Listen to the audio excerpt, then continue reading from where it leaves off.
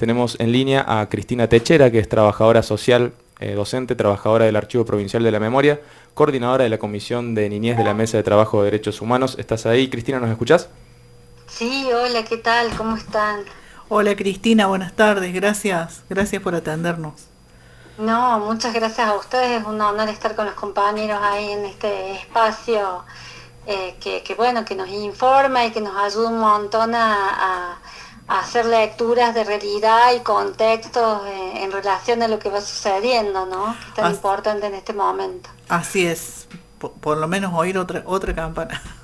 Claro, tal cual. Cristina, bueno, hoy un día importante, otra jornada del juicio de lesa humanidad de la Sí, causa. hoy importante porque fue la tercera jornada y hoy fue como empezó el juicio fuerte porque hubo una situación bastante agraviante, que es que Giannicelli puso desde Bower una foto del compañero Rucci como foto de portada, ¿no?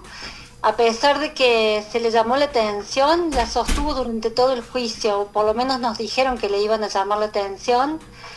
Sostuvo esa foto durante todo el juicio como foto de portada, ¿no?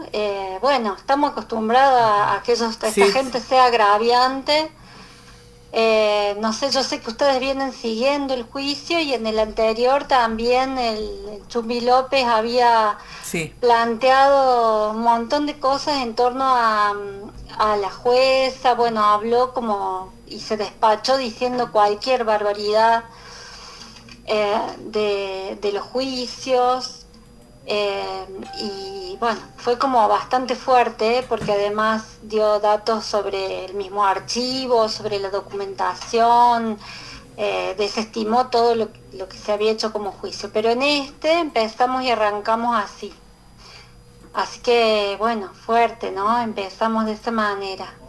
sí, de alguna manera estos indeseables tratan de acompañar lo que hay una parte que no es mayoritaria, pero que se está expresando, que le hemos visto en esto de los banderazos, en esto de los grupos que mezclan todo, incluso una reivindicación del 24 de marzo. O sea que yo creo que ese es un poco el marco en el que estos creen, creen que pueden hacer este tipo de... Creen. Bueno, por suerte, hoy le tocó a la familia, digo por suerte porque la morosidad de Julia Zulier, Sí, que es hoy directora de La Perla, le tocó hablar a ella, dar testimonio junto a su sobrino, el negro Seba Zulier, que es un compañero, bueno, que es de hijos.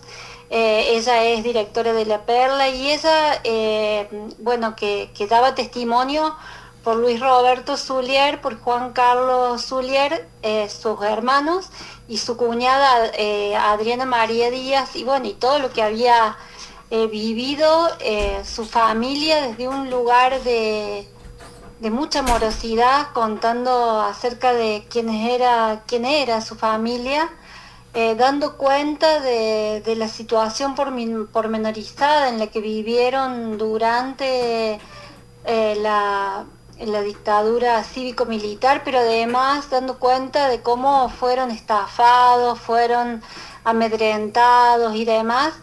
Pero cerró diciendo de una manera muy amorosa, quiero decirle, amorosa con nosotros, su audiencia, ¿no? Y muy fuerte hacia sus genocidas, diciendo, quiero decirle a los genocidas que a nosotros no se nos acabe el tiempo, que las luchas de memoria, verdad y justicia se transmiten de generación en generación, que los 30.000 se multiplican en cada marcha, en los hijos y en los nietos.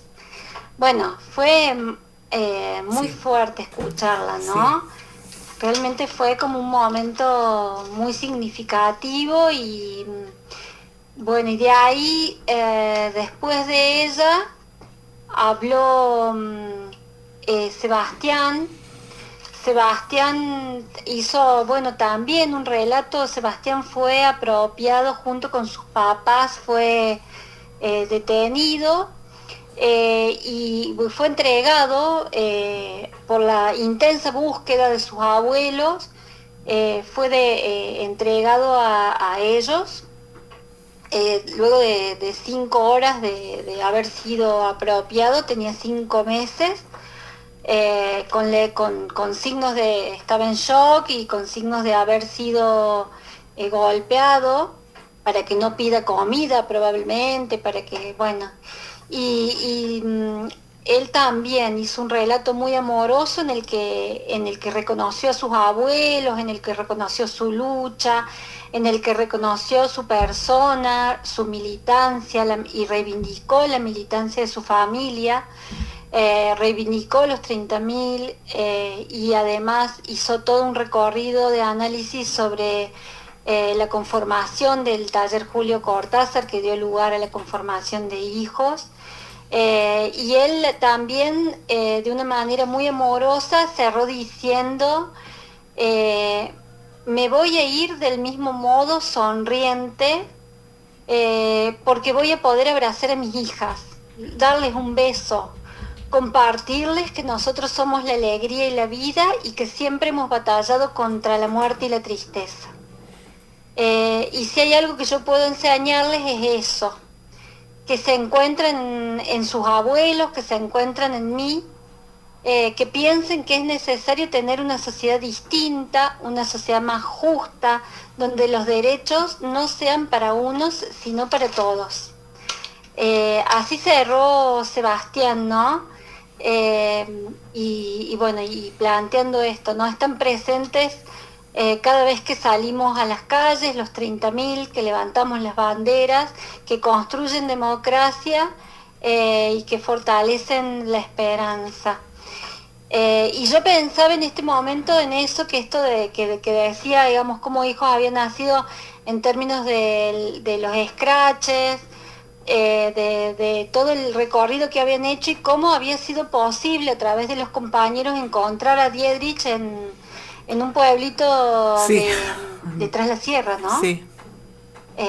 Y bueno, y eso había sido posible gracias a los compañeros de Tras la Sierra, que lo habían encontrado, porque parecía él con su mujer, 2 viejitos de estos que van a pasar sus últimos años de jubilación en San Javier están. Y allá entonces una de las compañeras, que es profesora de historia, los encontró un camión de gendarmería y le preguntó qué hacía ahí con un gendarme que estaba en la posta ahí adelante cuidándose, ¿ve? Y bueno, le dijo que estaba vigilando a alguien, y de ahí salió este nuevo escrache, pero hoy le llega el juicio a Dieterich con una domiciliaria en un lugar paradisíaco, con la injusticia que eso significa, ¿no? Sí.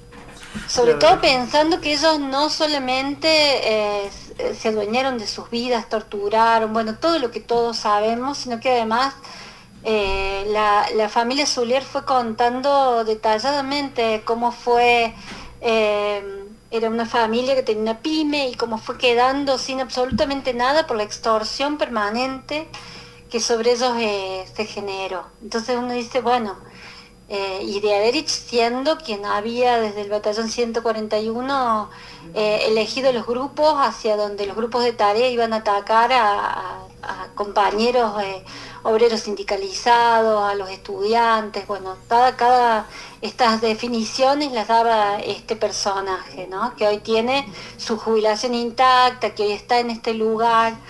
Bueno, y estos juicios que siguen pidiendo justicia, bueno, desde la memoria, desde la verdad, siguen pidiendo justicia para cárcel común, como estos genocidas, ¿no? Que han sido personajes nefastos y que han tenido este recorrido. También habló hoy la mamá de Coqui Arias, Miguel Ángel Ernesto Arias, que tenía 19 años cuando desapareció. Y habló su mamá de 90, Beba Arias. Beba. Sí, que se llama María Livia y le dicen Beba. 91 años tiene ella. Y bueno, y su hermano también, Jorge Arias. Y bueno, y también todo un recorrido de buscarlo y de no perder, y bueno, y testificó con su pañuelito puesto, ¿no? Desde la más firme convicción de que ese era el camino, el de las madres, y con una amorosidad porque eso han tenido nuestras viejas siempre, ¿no? Esta amorosidad con la que dan estos relatos desgarradores, en donde piden un lugar donde poner una flor, por eso nuestras flores rojas, y bueno, y la amorosidad con la que ella fue contando todo el recorrido y el derrotero por el que buscaba a su hijo, y todo lo que eso significó, incluso no dar nombres de los compañeros, de sus compañeros, de los compañeros de su hijo, contando que se los habían pedido en algún momento como contrapartida a una supuesta entrega o devolución con vida, no sabemos bien. Y ella sosteniendo la convicción de saber que quería mirar a su hijo a los ojos, decidió no darlo, probablemente porque hasta con su ingenuidad, porque tiene un relato muy ingenuo y muy hermoso, digamos, en su amorosidad, sabiendo que no había vuelta atrás, ¿no? Sí, tremenda jornada, como vos decís. Es necesario que estén en la cárcel, y es necesario que estén en la cárcel común y no con prisión domiciliaria. Sí, y además muy esperanzadora en esto de podernos pensar a estos 44 años seguir sosteniendo los juicios, seguir sosteniendo la lucha, y bueno, y que Sebastián y su hermana, digamos, puedan cerrar diciendo que la lucha continúa, y que estamos presentes todos, y que los juicios se han transformado, que eso realmente es el hecho político que ha logrado todas las organizaciones de derechos humanos, que el juicio sea de todos, ¿no? Esto es como el hito, digamos, que ha generado. Y además digamos, el precedente de que es lamentable de últimas, porque no se han producido en otros países con la misma intensidad y con la misma determinación política que en su momento hubo, que sin duda fue la de Néstor Kirchner.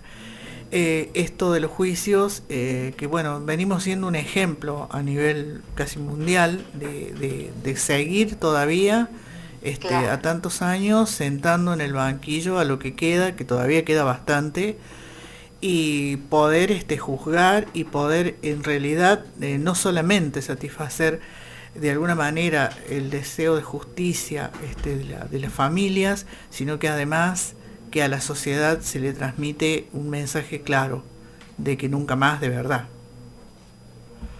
Claro, tal cual.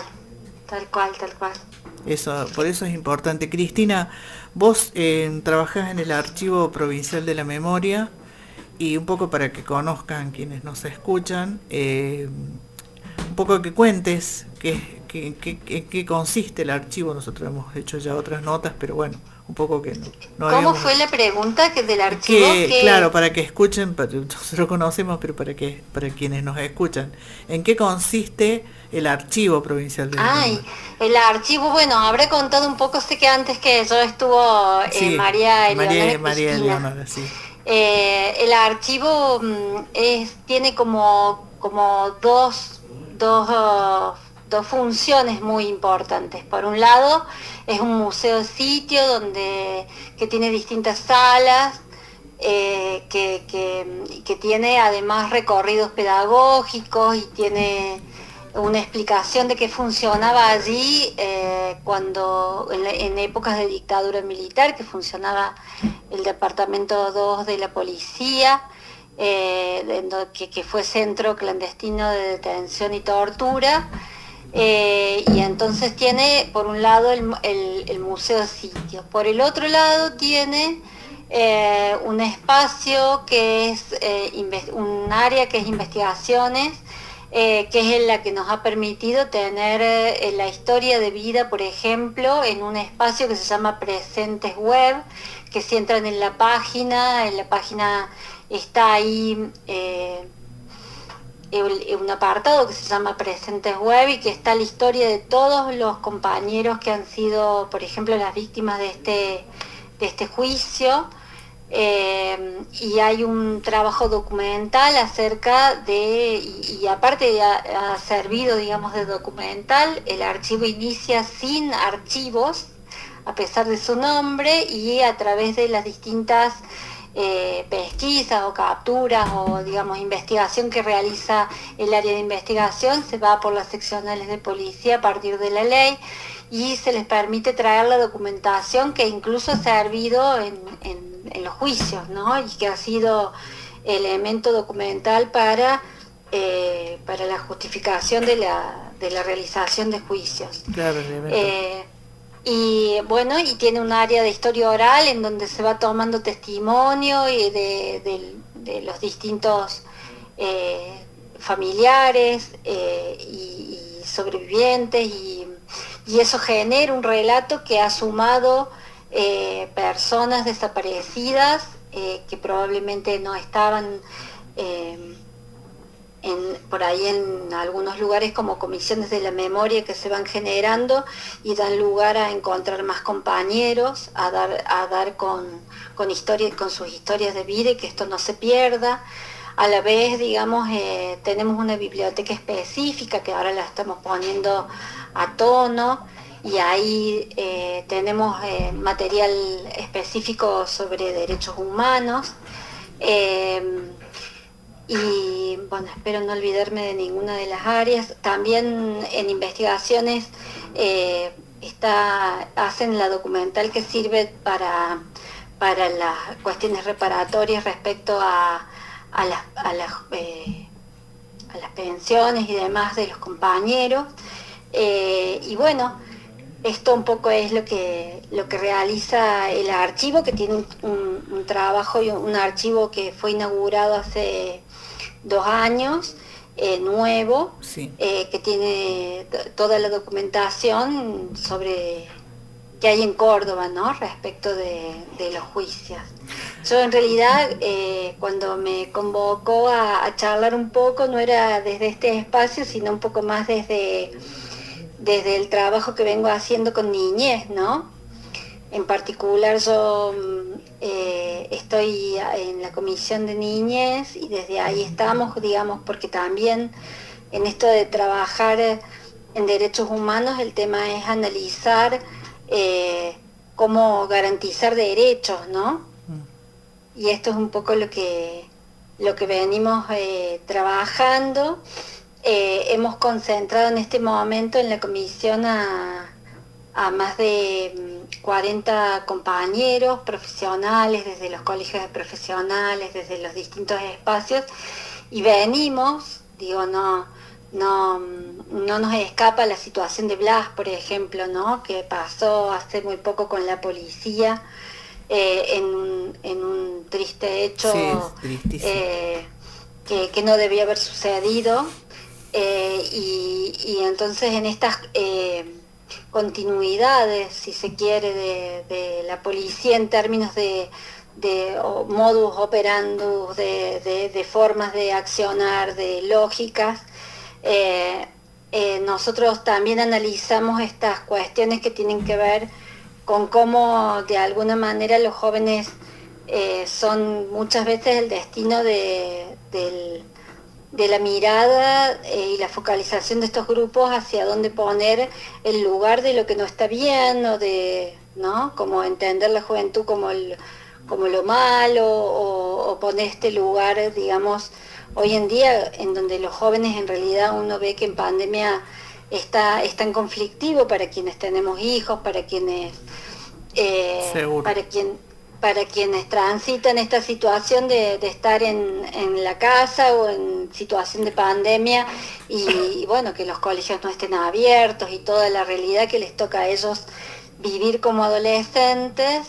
La política de niñez y de adolescencia es una política compleja que debiera tener muy cubierto su espacio, su espectro de trabajo, su línea política de trabajo, y nos encontramos con muchas falencias, ¿no? En este momento hay compañeros que han sido trasladados, compañeros con muy bajos sueldos, compañeros becarios, con situaciones complejas.